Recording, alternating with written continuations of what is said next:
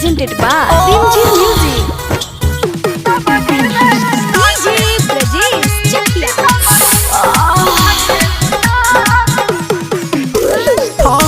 बंगाल से ही नाच के दिखावे, अपना आधा पे दीवाना बनावे। बंगाल से ही नाच के दिखावे, अपना आधा पे दीवाना बनावे।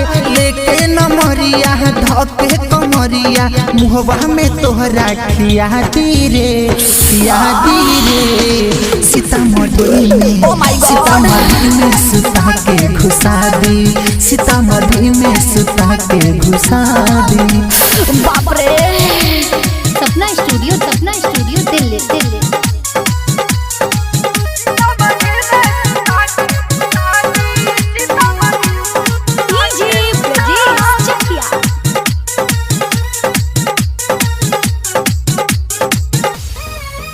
हाँ पातरी कमार कर ला चला चके। देखी यारबा मनवा लागे बड़ी सन के। अच्छा हाँ पातरी कमार कर ला चला चके। देखी यारबा मनवा लागे बड़ी सन के। धीरे से लहना जब अपन उठवले, सारा लड़कन के पागल बनवले। धीरे से लहना जब अपन उठवले, सारा लड़कन के पागल बनवले। अरे तोहरा जवानी के मुरझा छोड़ा दी रे। सीतामढ़ी में सुता के घुसा दी, सीतामढ़ी में सुता के घुसा दी। सपना स्टूडियो दिल्ली।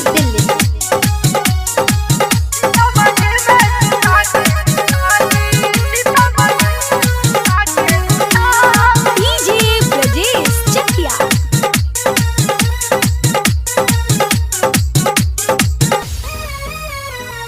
मन कर काट खाई, गोरे गाल के। बाबू तो पसंद बाबू साहेब हिरान के। हाँ मन कर काट खाई, गोरे गाल के। बाबू तो पसंद बाबू साहेब हिरान के। हाँ सुदेश अरुण के अगर नाच खैबू, मुकेश मोहनिया से बच नहीं पैबू। शिव सरगम के लागे जेबू, मुकेश मोहनिया से बच नहीं पैबू। चला न तोहके बजरिया घुमा दी रे। सीतामढ़ी में सुता के घुसा दी, सीतामढ़ी में सुता के घुसा दी। चल साला हल्का।